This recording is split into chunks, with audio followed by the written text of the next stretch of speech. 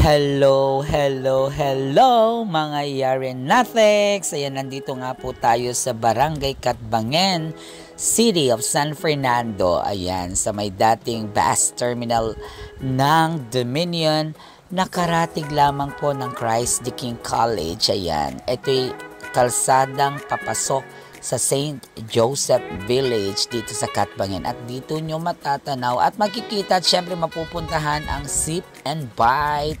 Ayan, kung saan dito mo matitikman ang masarap na tea at mga iba't ibang klase ng mga mamimerienda o mga makakain mula sa native delicacies at mga matatamis at kung ano-ano pa.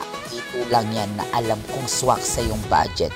At syempre, pagpasok mo nga ay bubungad na sa iyo ang very welcoming na dog nila dito na ang pangalan ay Shimba. Diba? Pangalan pa lang talagang very welcoming and accommodating at very heartwarming talaga ang mga empleyado staff ng Sip and Bite. Dito lang yan, syempre sa Barangay Catbangen. At syempre, eto na nga mag-order na ako ng kanilang perfect tea specialty drinks. Ayan, ang dami-dami mo talagang pagpipilian, grabe. At ang swak sa yung budget at panlasa mula sa small, medium, large at maging extra large. Grabe, sobrang natakam ako, sobrang inuhaw ako dito sa mga nakita ko, 'di ba? Biglang nag-order ako ng iba't ibang klase para matikman. At syempre maiuwi na din at nang matikman ng aking mga kasamahan sa bahay.